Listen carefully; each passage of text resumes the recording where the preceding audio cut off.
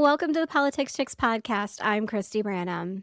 And I'm Monica Healy, and I'm singing baritone today. Monica's sick, so she's being a trooper and she's pushing through this today. So we're glad that she's here. And thanks, Monica, for showing up today, even though you'd rather be in bed right now. Here I am. We've got a really cool guest today. Chad Maschke didn't set out to become a political voice. He just got tired of not having clear answers. A Minnesota native, father of three, and project manager, Chad found himself increasingly frustrated watching what was happening in his district and not being able to easily verify what was actually true. So instead of sitting in that frustration, he did something about it. Chad created MN06 Watch to track what was really happening using real data and primary sources. What started as one person looking for answers has turned into something much bigger, a system built on one simple idea. Give people the receipts and let them decide for themselves. So Chad, welcome to the show. Yeah, thanks for coming. Yeah, thanks for having me. I'm glad to be here.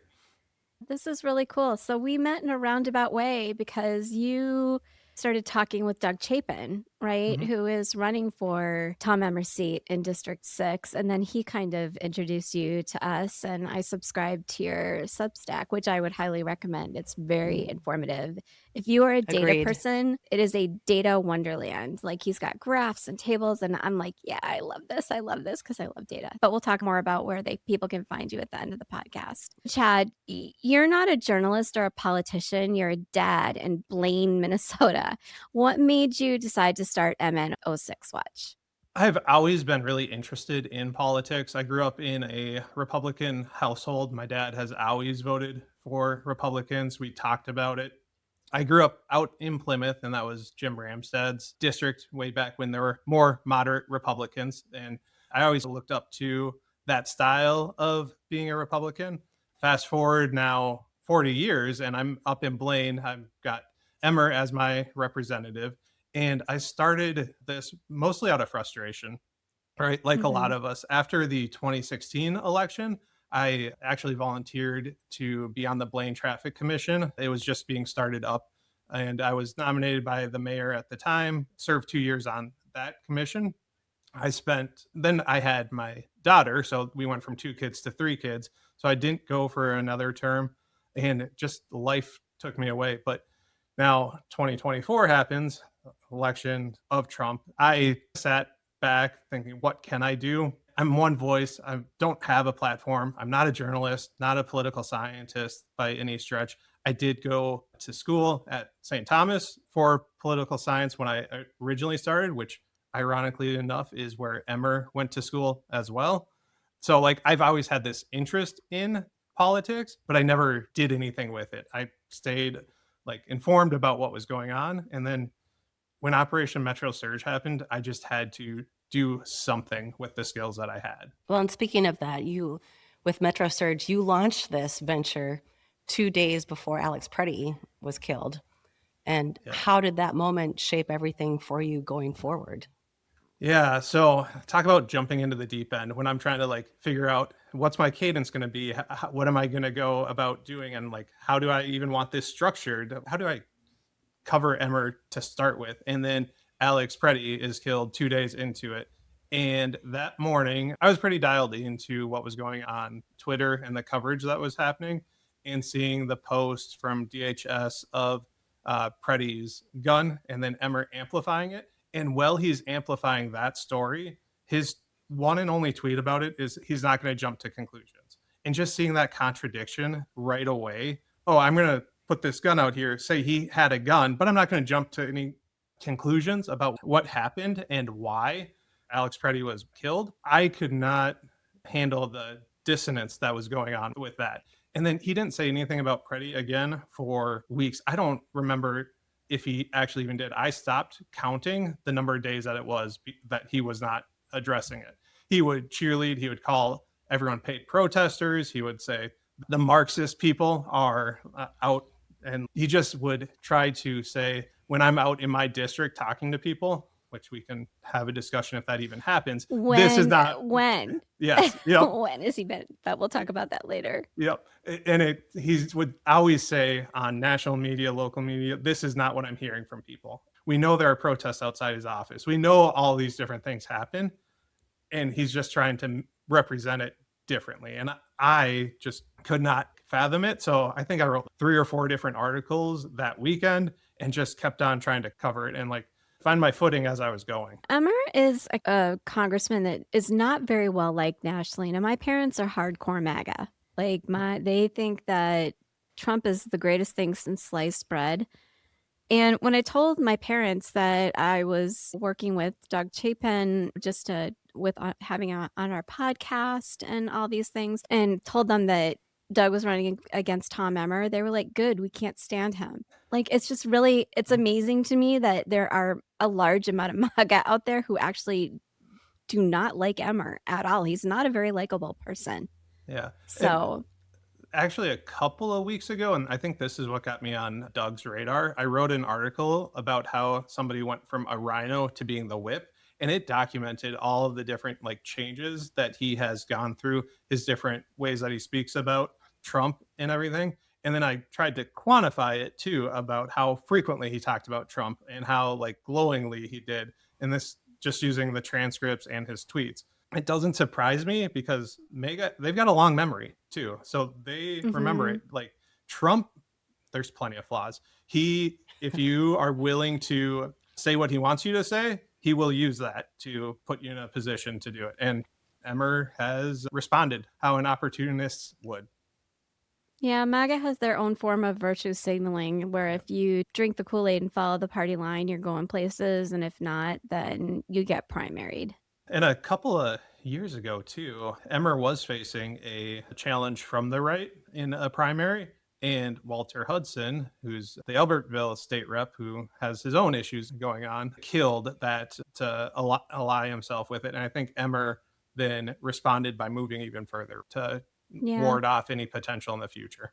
You talk about receipts, not rage. So, what do you mean by that? And what does that mean in practice? Yeah. So, in all honesty, it's not my favorite tagline. It sounds I a thought it little was bit cool, though. Yeah, it gets across what I'm trying to do. And I just took off with it because to me, it means like everything that I'm doing, I've got a primary source. I'm trying my best not to editorialize. Here, you can definitely hear like I have my opinions about what I'm doing. What I'm going to present to you through my writing is not hopefully, it is going to be the primary source. Everything can be traced back to an article, his tweet, his wording, his contradiction. I'll use his own words against himself. So to me, that's what it means is that I'm going to bring you those primary sources and try and pull out my own rage on it or my own opinions and let you connect the dots and be able to see what is going on. Are we really being represented how we would like to be? And is he doing what he says he's going to do? I have to Yeah. hand it to you to be able to do that because Christy and I write ourselves, and I find it pretty much impossible to leave any Yeah. commentary out. But there's some value in that and focusing on the primary sources instead of the commentary. Do you find it hard to leave that out?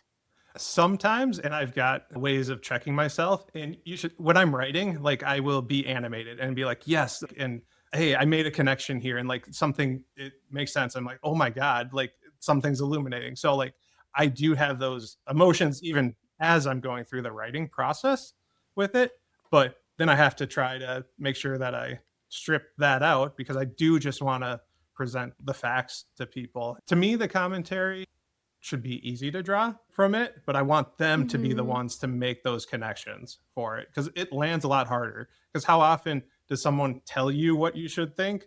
Or if they show you, here are the examples and here's what's going on and let you draw it, which is going to last longer for you. That is certainly a talent because I'm pretty sure I couldn't do that in my writing. I'm too Same. opinionated. Same. Why do you think people want information or validation? Is it because they're confused? Is it because they're mad? Or is it a combo of all of the above? Yeah. So this one I wrestle with because I think people want validation. There's no doubt that they want to feel like, hey, the way that I'm already thinking is good because that feels good, right? It's self-reinforcing. You get your little bit of a dopamine hit and it just makes you feel better.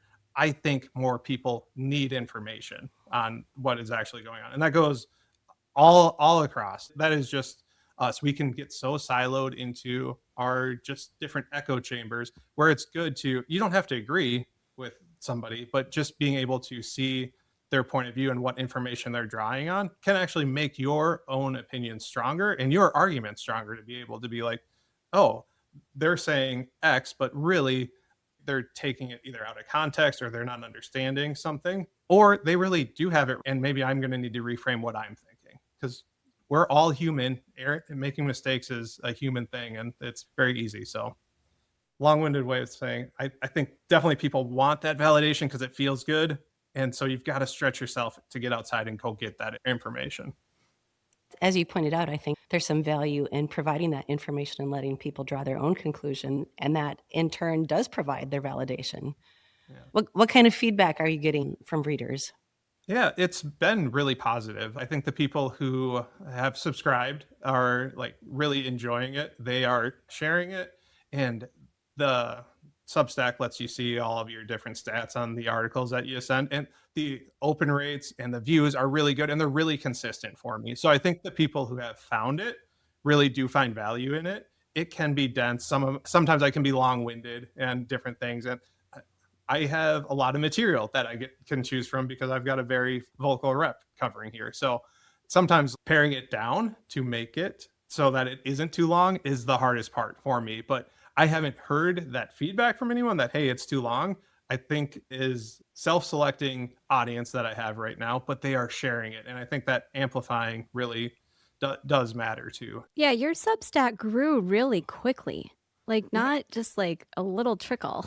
Like, it blew up. Yeah, and it reached the right people too. Sometimes it's luck on who sees it.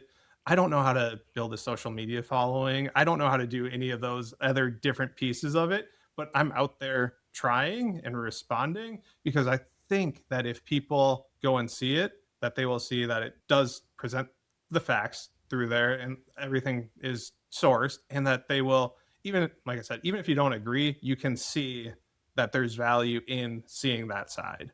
Emmer holds a lot of power in Washington because of his position. I'm in California right now, and I'm surprised when I talk to people how many people don't know who he is. Have you found, and maybe you don't know from the statistics that you can glean, do you have readers that are outside of the district? There are some readers outside of the district. There's few readers outside of the state. So it has been mostly definitely Minnesota located.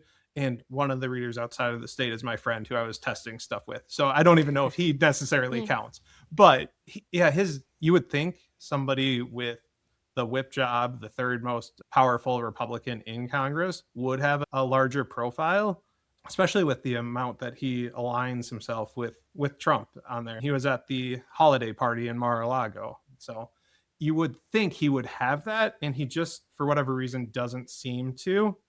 And so, yeah, that getting the audience outside of Minnesota is a stretch when you're covering someone who doesn't, for whatever reason, have the profile that you would expect someone in that position to have. It surprises me because I talk to a lot of politically savvy people, and Emmer standing right over Trump's shoulder in photos and in video shoots, and people don't even know who he is.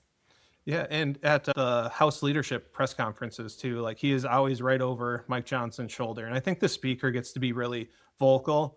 Emmer's like moment in the sun was when he was nominated for the speaker, and that lasted all of 40 minutes before Trump killed it, essentially. Yeah. So that was the one time where he had a national profile. Like I said, it lasted about 40 minutes there. Yep. And it's not for lack of him trying. He will get in front of cameras anytime he's on the news. He's on Fox every fucking weekend. Will flip through and his mug is there. Yeah, and he is not shy about sharing that on YouTube, which makes it a little easier for me to be able to go and get the info I need too. Chad was actually at our event that we just had this past Monday. It feels like it was 1,000 days ago, and it was really just Monday, and it was really cool. But leading up to it, we had a lot of balls in the air. So I built this super complicated spreadsheet that I thought was going to make Monica roll her eyes back in her head. But when we started using it, it was really helpful because I automated a bunch of things in it just to make it so it was less work for us and to have a centralized spot. But it took coding to do that. And you said you're not a coder. How did you it's not easy to build those tools. Like those spreadsheets took me all day to build, to be honest with you. How do you build the tools you use to track tweets, transcripts, donors, and votes? Yeah, so I'm not a coder, but I've always been good with databases. Like growing up, I played baseball and my dad was a coach. So I had our scorebook and I learned how to input all of that into Excel and have it auto add. So we'd have each game have its own tab and then a summary sheet. So I've always been good with databases, even though it wasn't coding. There's a little bit of coding when you're talking Excel, but it's a completely different animal. So I've been good at that, but I've not been up to speed on coding. We got our child Osmo, I believe it is, has little coding things where like it's a Yeah. game and the iPad. So he up until a year ago, he was a better coder than me.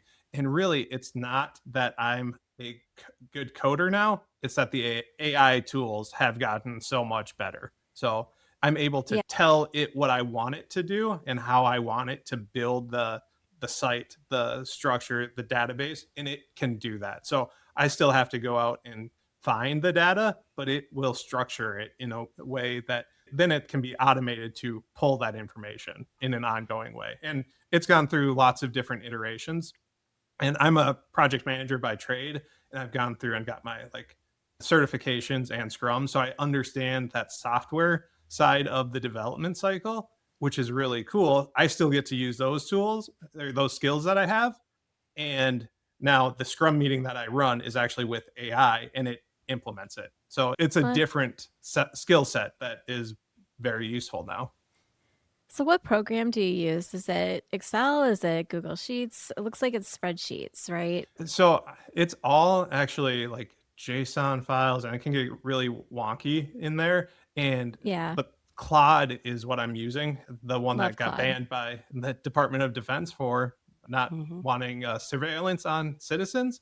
So that's what I'm using to develop it all. And it, like I said, tracks that information. Then I help structure it. And if you go to the MN06watch.com, there's analytics on his tweets and his transcripts. And like you can link into all of the transcripts that are there.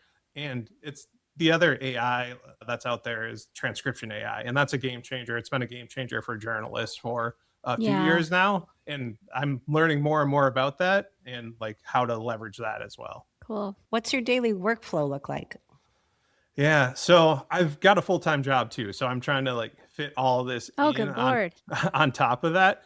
Typically, like I've got multiple monitors on my desk, so like I have Twitter essentially going, and I will forever call it Twitter. I don't care that it was rebranded. Same. Same. So I've got that over on one side, so I have an idea of what's going on. I've got a couple of lists set up, and so throughout the day, I'm paying attention to how it is. I've got alerts set up for Emmer's tweets specifically. So there's not one that goes by that I don't see within about 5 minutes of him posting.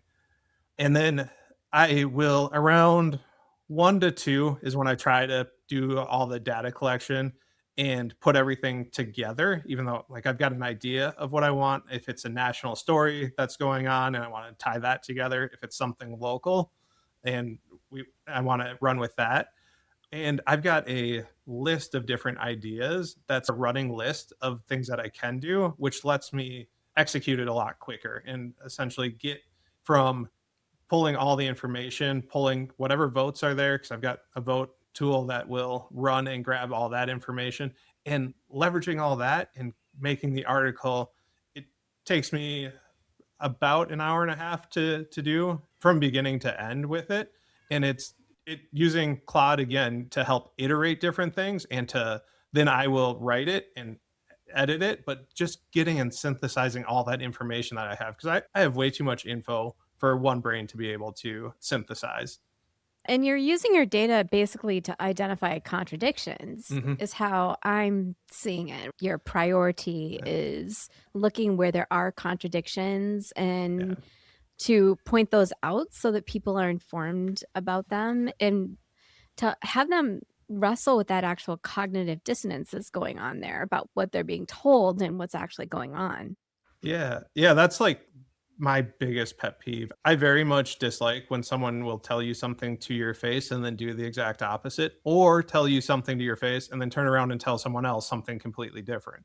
And politicians have been doing stuff like that forever, but we haven't had a way to hold them accountable and say, why did you say this to me, but you said something else when you turned around and talked to my dad? And so those contradictions just jump out at me, especially somebody who talks as much as Emmer. And he so often will use the same type of phrases as he's talking about things.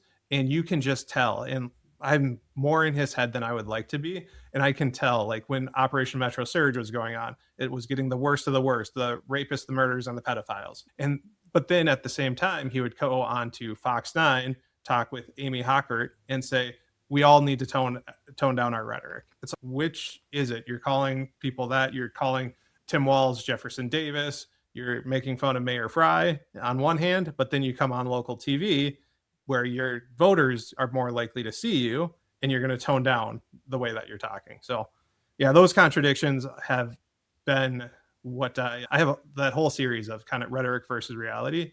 And it's not just the verbal contradictions, it's if his vote doesn't match or if donor info doesn't match. And we just got a new FEC Q1 data dump. So that's the plan for Sunday. This is a relatively new venture for you. How have you decided what your posting looks like? What kind of cadence are you looking at? Yeah, so I thought daily accountability was the way to go, especially when Congress is in session on there, and just being able to be consistent about providing that to help gain that audience, especially when I don't have a social media following, I don't have the background, I didn't have contacts that could help amplify what I was doing at the time. So I think it's really important to just show up every day and do the work. And if good work is being done, it will eventually be found. It can be frustrating to be like, oh, I want more than 10 people to see this one that I did right off the bat. But having that cadence is important. And then I was thinking, what are the things that I would have liked to have had covered for me? And like that daily, what is he doing? What is he talking about? What isn't he talking about? Because your decision of what you don't amplify to matters as well. So kind of I wanted to know what I wanted included if it was an audience of me. And then adding on that rhetoric versus reality gave me a way to go deeper in once a week onto different topics. So that's where like my cadence came from. It was all based on what do I wish I had. So we've had Doug on the show a couple times, and he's talked about the SAVE Act, but that's something that you've highlighted quite a bit in your work. So why don't you tell our listeners what most people think the SAVE Act does? Because there's two different sides of it, right? There's the side that people think it does, and then there's the side that it actually does. So let's start off with the side that people think it does. Yeah. So simply put, most people think that the SAVE Act is a form of national voter ID. And maybe they know about the proof of citizenship part that is tied to it as well with registration. But that tends to be all that is communicated, all that's amplified, especially if you are looking at only sources from the right. And I don't necessarily blame people for only thinking that's in there because that's what they're told. And if you don't want to go look into it, then that goes back to the whole reason I started this, bringing the information out. So they are told that 80% of people support the SAVE Act when really it's 80% of people support voter ID. And you can't conflate the two, but that's what's being done. And what does the SAVE Act do? So the SAVE Act actually does a heck of a lot more. The DHS will get the voter rolls from every single state. They will analyze it through their own SAVE database. That database was designed to be used for benefits, and it's just a ton of false positives in there. Also in the SAVE Act, you're not going to be notified. If you are flagged on that database that has a confirmed amount of false positives on it, you don't get notified to be like, hey, you're off the roll or you need to verify your citizenship before you can vote. So imagine showing up on election day. You've been registered for 20 years. You go to show up and they say, oh, you're not on the rolls anymore. You're like, oh, I have my driver's license with me. Okay, that doesn't work to register you either because the only driver licenses that will are ones that prove citizenship. There's only 5 states in the union whose real IDs prove citizenship. So they've made it Yeah. so restrictive that It's the voter voter suppression. it is. Yeah. And the voter ID part is more restrictive than 35 of the 36 states that have voter ID laws. So they are just amping up all the different parts of it. It also introduces additional penalties for election officials that if they register you and you don't have the right documents or didn't have it with you, or there's even a question. So if you're married and you didn't bring your marriage certificate, or my mom was born in Florida. She has a different last name than what's on her marriage certificate, which is then different on her ID now. How that won't work. And they put in where any citizen can sue that election official. So it doesn't have to be the government doing it. There's one Georgia man who brought 800 different challenges to voters in the last election. He could sue the election officials 800 times. Dude needs a hobby. Yeah. Does this guy have a job? Or is he a He- paid protester for the right? I do not know, but he was using a different replacement system that was designed to be able to easily submit those challenges. You just said that you're doing all this data crunching and compiling and distilling all this data so that it's in bite-sized pieces so people can not only understand it, but incorporate it in their decision making regarding Emmer and what he's doing. But you also, because in all your free time, took the time to draft a voter ID bill that you feel should be the way a voter ID bill should look. Can you tell us about that? Because that's fascinating. And God, where did you find the time to do that? I dove way too deep on this because I'm actually one of the people who thinks that voter ID is a good thing. It's one of the earliest fights my wife and I actually had. I was supporting voter ID, and this was had to have been 15 years ago now, when it was up for Minnesota to have an amendment on. And yeah, that was one of our first fights was, how could you be for voter ID? And I was, until I learned more about the legislation, that it didn't have a free component to it. Like, citizens should be given that free ID if it's going to be voter ID. And the Because more I it's a learned, poll tax if they're not given a free ID. it is essentially a poll tax for sure. And there's a time component of it too, the going to get your documents in order. Who is more able to go do that is the people who have resources. Even if it is a free ID, there's still a little bit of an element of that potential poll tax if you think of time as being money and who has those resources to go and to drive. And if you're talking about rural places, it can be, hey, I need to take half a day off work to go get everything in order. So even in the best of circumstances with that free part, you could still make that argument. What did you learn about how other countries handle voter ID? Yeah. So every other country that has it issues their citizens that ID without fail for free. So it is really what I wrote into the legislation that I proposed, the proof of concept. It is based a lot on what other countries are already doing, providing it for free, letting the database show. And like when you move, not needing to re-register, it'll just check it against their existing database that is already there. And hey, I've proven citizenship. I had my ID. So Chad Maschke becomes CM1234, whatever it is in the database. And when I go to register at the next place, here I am, here's my name, and it will pull straight from there. So other countries are already implementing things like this.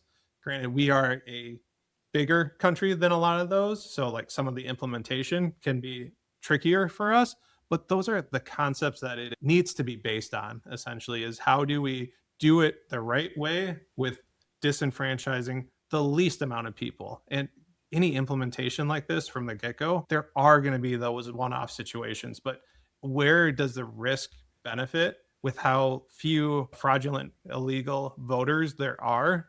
Like, where's that risk benefit? And currently, it's if we implement this, like using the SAVE Act, we've got like an 800 to 1 disenfranchisement where we'll disenfranchise about 800 citizens for every documented one illegal vote. That's not worth it. No. Yeah. So Minnesota has unwillingly stepped into the limelight this year as a state of laser focus. And trust me, we're all Minnesotans on this podcast. This is not cool. It's not fun.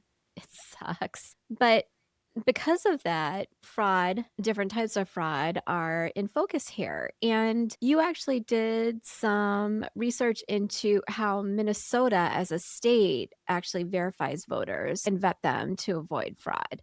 So, why don't you talk to our listeners about that and inform them about how we do it here in our Yeah. state? Yeah. So Minnesota, whenever you hear about us, you just hear about the vouching system, right? And how that is at risk for all this fraudulent potential voters. But there's actually 6 different layers of verification that are already in place. You never hear about that, even from Democrats. Nobody will step up and say, hey, vouching is good and here is why and what we already have in place. So we've got, as part of the Help America Vote Act, there is a federal database that was made. It's been in place since 2002. And the Help America Vote Act is the legislation that was written by James Lankford from Oklahoma, a Republican senator. So it is not Back when a, he had a soul. yeah, yes, yeah, there was a time for that. And we analyze against that database, right? And the Help America Vote Act is also the piece of legislation a couple months ago that Emmer, Stauber, Fischbach, and Feinstead proposed to hold our funds, Minnesota's funds, unless we turned over our voter rolls. That is specifically the piece that they were going after. So that's one of the 6. We also use verification called ERIC. That's an interstate data partnership that lets us check against the other states who are part of it. There used to be 33. I think there's now 25 because of a pressure campaign that has resulted in some states leaving it, even though it has been found to identify people who register across states, who move, and just helps keep the rolls clean. So that's another one. We have automatic voter registration with checks at the Department of Vehicle Motor Services. We've got the one that people say could just be forged whenever, where we've got the verification where you attest that you are a citizen. That carries 5 years and deportation. So there is a deterrent into Right. that as well. Right. So, do you think that misunderstanding is intentional on the right?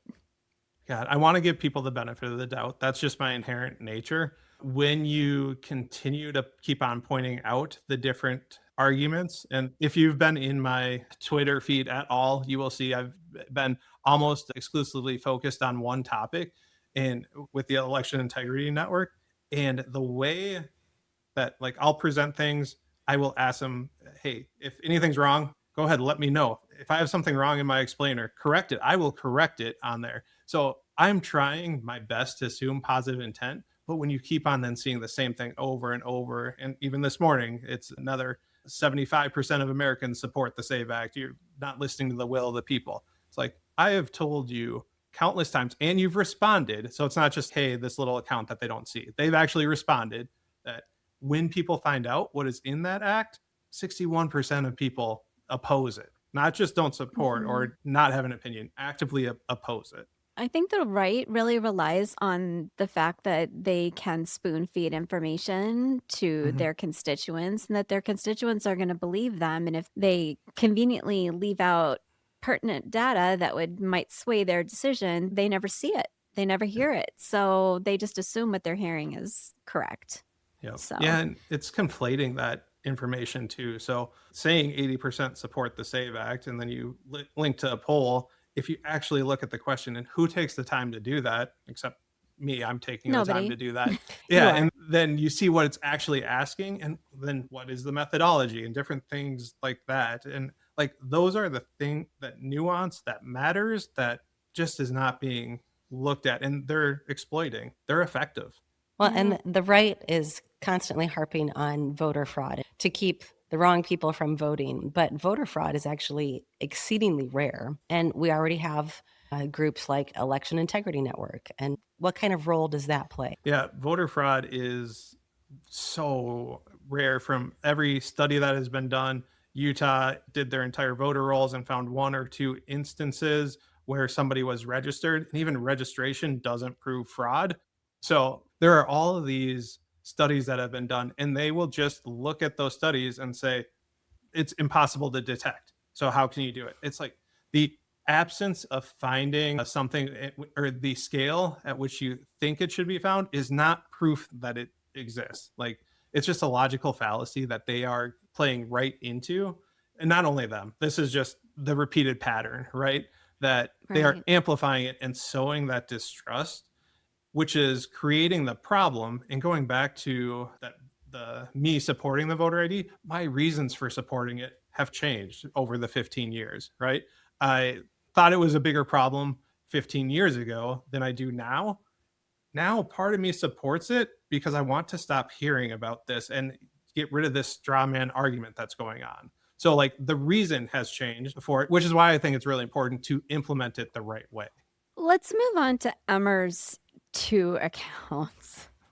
Why he needs 2 Twitter accounts, I don't know, but maybe you can explain that to us a little bit more, why he has 2 different accounts, and what did you notice when analyzing them against each other compared with the data that you're accumulating? Yeah. So his 2 accounts he does use for different purposes. He's got his GOP majority whip one that he'll use for amplifying the party line, for getting the information out there. It's a little bit more reserved than his personal account that's at Tom Emmer. That one's got more of the inflammatory rhetoric. It's where you'll see him calling different people names. It's also where you see him do his endorsements. So he does not do endorsements for candidates on the GOP majority whip one. Those all come from the personal one, which I'm assuming is some campaign finance reason for that, because the majority whip one is a congressional account. So that's a basics of the 2 differences. Is one is more the Republican talking head one, which his name changed too when he became the GOP majority whip. You'll see that with the Speaker of the House. When they become Speaker, their Twitter handle changes to Speaker Johnson from Rep Johnson or whatever it was before. Right. So that explains the 2 of them, but you definitely see the rhetoric and the messaging is just vastly different. So let's just touch on this final subject about, you mentioned your system could scale. What would that look like? So when I was building all the data collection for Emmer, I realized it was nothing specific to Tom Emmer that let me do this. He does document his stuff a little bit more on YouTube and all of his appearances. So that's one little difference. But really, there's no difference in going and checking Tom Emmer's Twitter versus checking on Amy Klobuchar's Twitter. So the whole process of the way that I was collecting the data can be scaled across essentially the entire Congress if we wanted to do it that way, or if there were different races or different things that people were interested in. So scaling it up and doing the data collection is actually probably the easier part. Figuring out what that looks like in the long run and how we can make it useful is a whole nother question. And it goes back to that the primary sources and the receipts, not rage for me. Like, how do I want to use all this data collection, find the contradictions, maybe get some of that, and use AI to find some of this, but use my judgment on, hey, is this actually real or is it not? And then be able to present that as a website, as a whole another avenue where people can go and be like, hey, I want to find out about my representative in California 16. No idea who that is, but just go in there and find out Right. what's their voting record. Oh, why'd they vote this way when they're supposed to be an environmentalist? Oh, they've got oil money in their donors, and just all those different things that trying to put more information in the hands of more people. You are clearly very data driven and in the weeds with the data. And our listeners are going to be pretty well informed. So there might be a little of preaching to the choir here. What could the average American do right now to be more informed? To be more informed, I think just increase your curiosity. Try and see and challenge yourself to look outside of what you believe to be true and find out and see, is it actually true? Or is it just that's all that I'm hearing? So that is what I am now internalizing and just hearing more and more of what I already believed. And then it becomes a truism to yourself. So I think we can all benefit from that, and just stretch yourself and keep on growing. And that, I know that sounds like a cliche, but I really think in time right now, we are like coming back into our own groups more than ever, when we really need to be doing the exact opposite and reaching out and making those connections to other people. Chad, thank you so much for doing this work and joining us today. And why don't you tell our listeners where they can find you? Yeah, so I've got my Substack at MN06Watch.substack.com. I've also got the website at MN06Watch.com. That's got a lot of the data. And I do have an articles page on there where every once in a while I create a little bit extra onto the articles, and Substack doesn't let you do some of the cool interactive features. So I'll repost them on there as well. But yeah, if you subscribe, follow along, it helps a lot.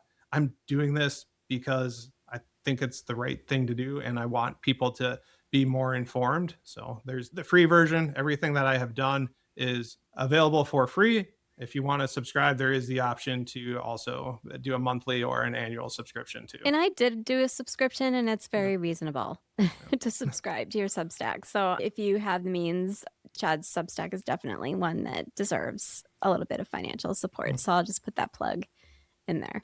And thank you for what you're doing, because it helps people better understand how they're being represented. And this conversation is a reminder that you don't need a title to make an impact. You just need the willingness to show up and do the work.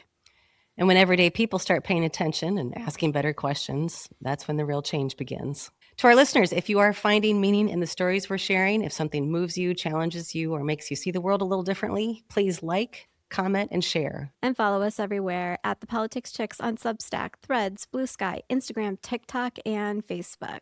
Thanks for being a part of our community, and keep shining your light so we can find each other in the dark. And remember, we're stronger together. Chad, thank you again for being on today. This is a great interview. Yeah, we really appreciate it. Thank you both. All right, and we'll see you on the flip side.